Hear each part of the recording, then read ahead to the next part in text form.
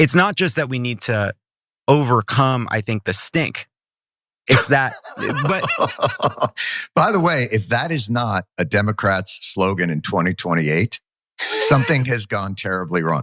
Overcome the stink. If I don't have that on a bumper sticker, it's compelling. But it's compelling. Jon Stewart sat down with Pod Save America hosts Jon Favreau and Jon Lovett to talk about the Democrats' epic failures in 2024 and the Biden team's decision to cover up his obvious mental decline, which led to Jon Stewart suggesting that the slogan for 2028 should be overcome the stink. We'll hear more from the Johns, all three of them first. But first, Cenk, is that a winning slogan? Yeah, I wouldn't go in that direction. I think they have that issue, but I wouldn't go that way.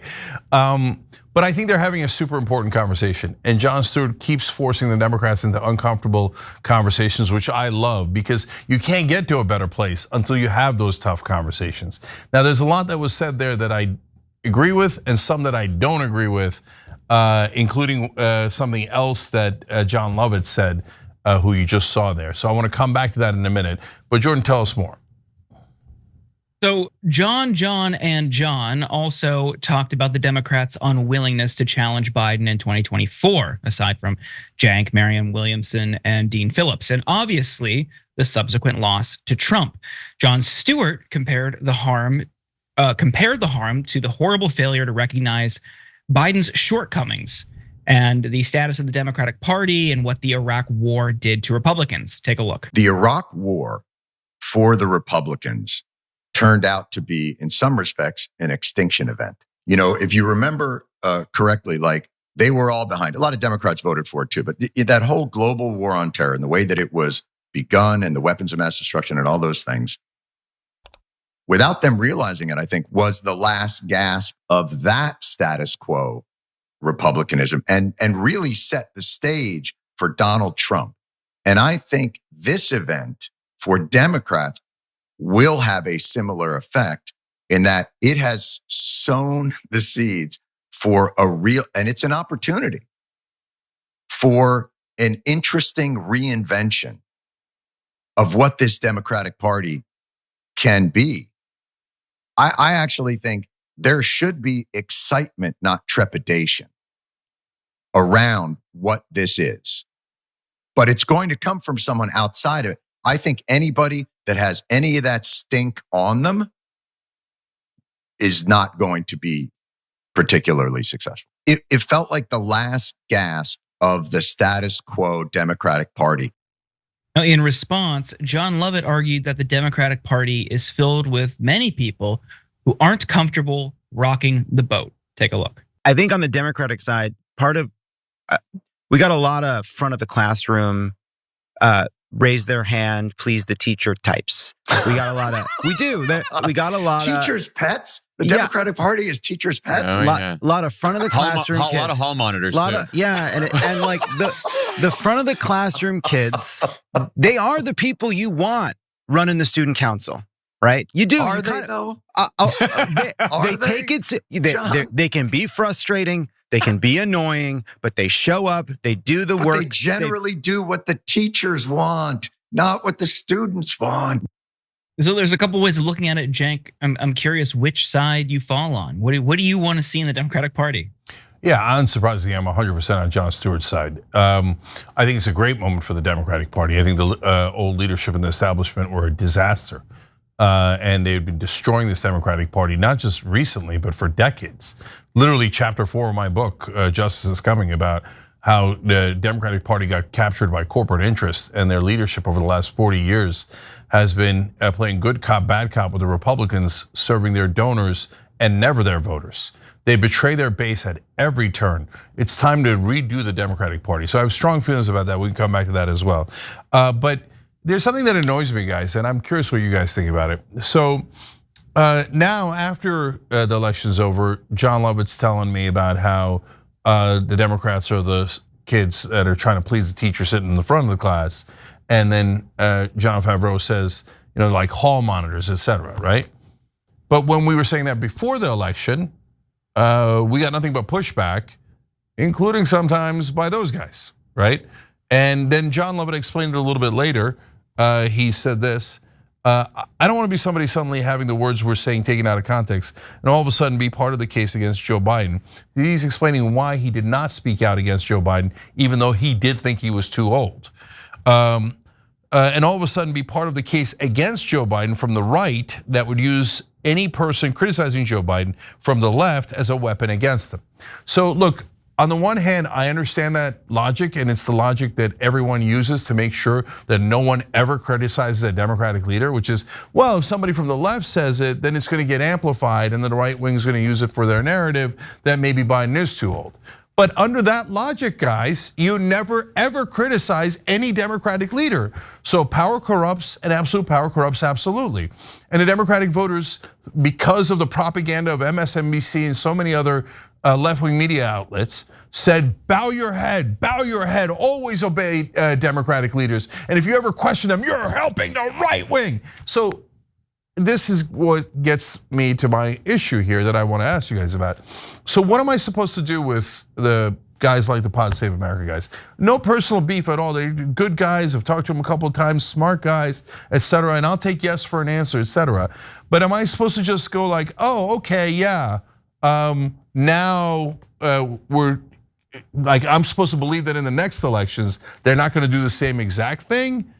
And like, I got yelled at by all the hall monitors, and now all of a sudden they're laughing about the hall monitors as if they're bothered by them. Like, so am I just supposed to be a good, like, okay, I'll take it, I'll eat it.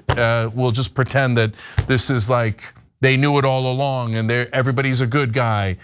I don't know, on a personal level it bothers me, that's why I'm bringing it up here. But then later, way more importantly, we'll talk about the effect it has going forward. But Jackson, what do you think? Well, I think, whether it's Pod Save America or anybody who's a Democratic insider or part of that world, it's at this point, it's up to them to change and adapt their approach if they want to stay relevant. Because as was pointed out, that old guard of the Democratic Party's done. And outside of corruption, a lot of it's really just as simple and straightforward as so many of the politicians who have held elected office have, they're 80, they're 75, their time has come and gone. Their approach just doesn't work anymore. And that Bill Clinton approach, it sold for a little bit because the economy was overall stronger at the time. That vision could still go a long way in terms of expanding the business sector because it hadn't yet really crippled, the middle class as much as it did after the Obama era.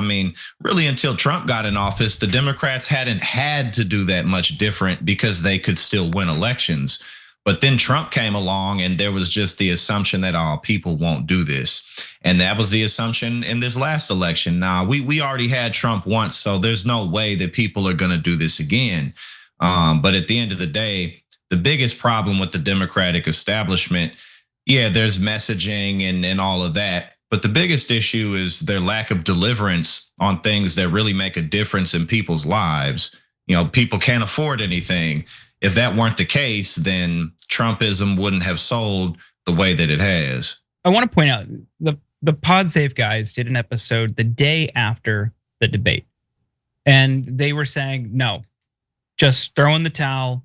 It's over. This isn't happening. And part of me is like, yeah, okay, good on them. There were many Democrats and many Democrats in the media who attacked them for that. And there were many, many Democrats who refused to acknowledge what we all saw, what we all witnessed. They did it the very next day. They recorded an episode that night. So in one way you could say, yeah, they were out there saying this is bad. I would argue you should have been saying that in 2019, 2020, because we saw that then. It only got worse. The risk signs were there. So sure, yes, that's good. They were doing it, but also shouldn't have even been in that position. It certainly should have been well before we even got to the point of a debate in the general election. It should have happened even in the 2024, like before the 2024 primary season. But and you want to talk about like the gunners in class or the straight A students, in a way, that's kind of how the entire Democratic media ecosystem operated. But let's talk about some of the other criticism that they offered. Jon Favreau went on to say that he's encouraging Democratic politicians to stop talking to their advisors and looking at the polls when Trump does something crazy. Rather, just express how they personally feel about it so it comes off as authentic, which triggered a fascinating memory for Jon Stewart about his interactions with lawmakers and their teams at The Daily Show.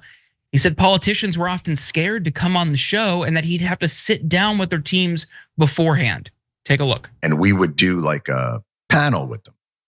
I would talk to them and they would ask questions. And they inevitably, so my boss, I'd love to have him have a successful appearance on The Daily Show. I think that would be really helpful for my boss. What's your advice on what would make a successful appearance? And I'd go, oh, well, your boss could come on the show and tell me what they think. And then what I'll do is like, I'll say what I think about what they said. And then we'll talk about that. And they'd be like, so the strategy is authenticity. Yeah. And I'm like, no, it's not I'm not telling you a strategy. I'm saying just talk like a person. Okay, so Cenk, I think the key here for Democrats is to pretend to be authentic in 2028. Is that the takeaway? But I swear to you guys that is the takeaway. Like, I swear to God, I've seen reports of consultants telling the establishment Democrats to pretend to be populist, pretend to be authentic. I mean, put your genuine hat on. Yeah, when you have a consultant telling you to be authentic, that's just, it doesn't get funnier than that, right? So look, the most important thing is, yes, but what are we going to do going forward?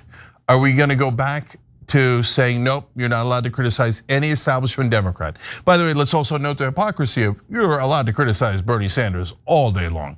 You're allowed to rip his face off, call him a Bernie bro, call him anti-Semite, imply he's racist and sexist, or any other progressive or populist. Oh, Nina Turner in Cleveland, oh yeah, she said this and that, and oh, she's terrible, blah, blah, blah, blah, blah, blah, blah, blah, right? Attack our side 1,000 times. And if we even criticize slightly a Democratic leader or somebody in the establishment, that's it, you're banned, right?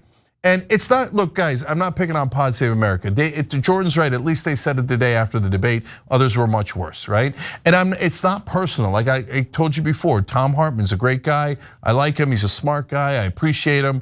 But even he was banning people from his show who were going to criticize Biden. No, you had to bow your head to Biden. And that's a progressive. That's how deep the virus is, right?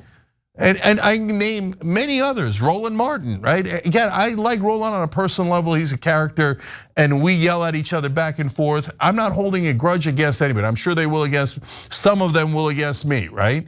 But my God, if you criticize a Democrat, Roland's gonna be all over you, right?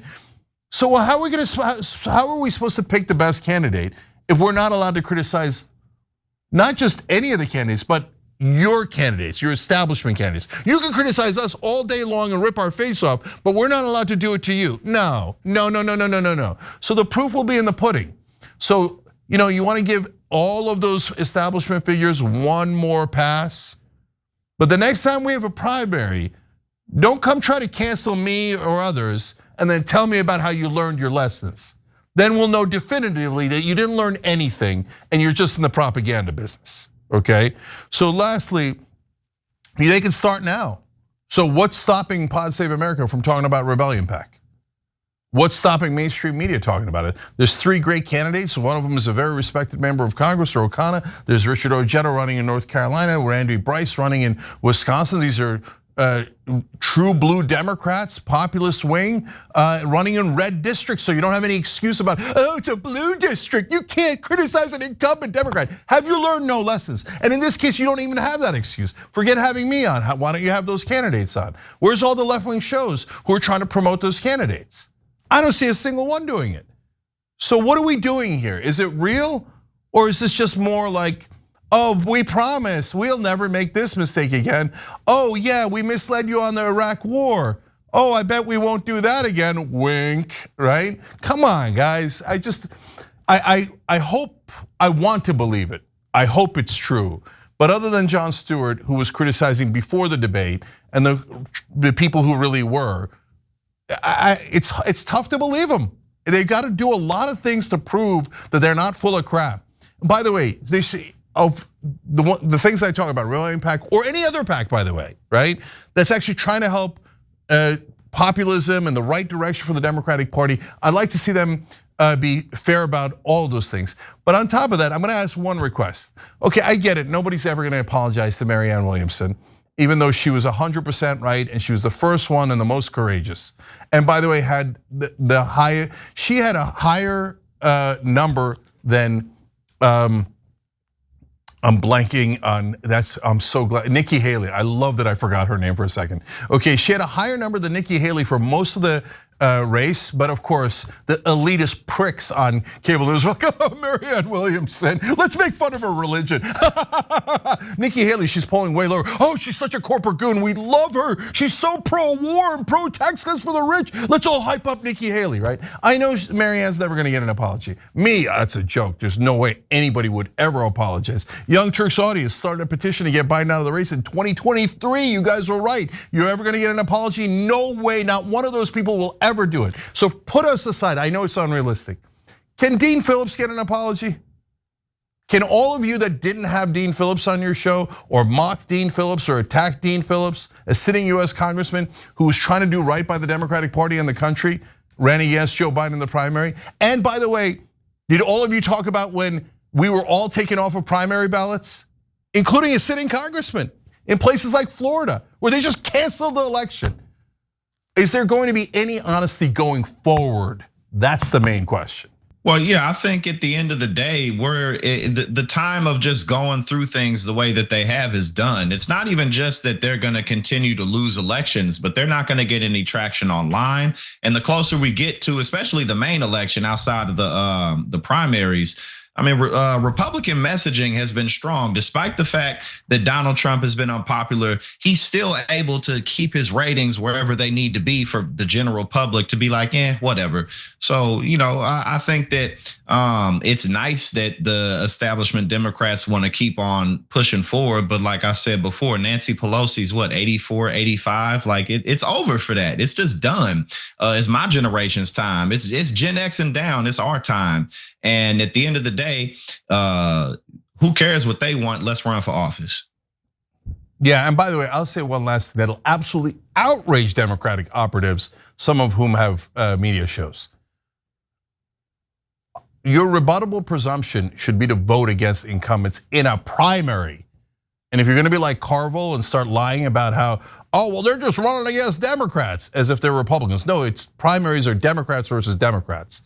And if you're, normally the assumption is, well, it's my incumbent, so I guess I'll vote for him again, right? No, don't do that. Assume you should vote against the Democratic incumbent in a primary, and they have to prove to you that they have been a great representative of you. And if they can prove that, great, then vote for them, they earned your vote, right? But if they can't prove that, then vote for anyone else. The incumbents have not helped at all. And to Jackson's point, Pelosi's 84 running for re-election, Clyburn's 84 running for re-election. Jesus, man, when is it enough? Every time you ring the bell below, an angel gets his wings. Totally not true, but it does keep you updated on our live shows.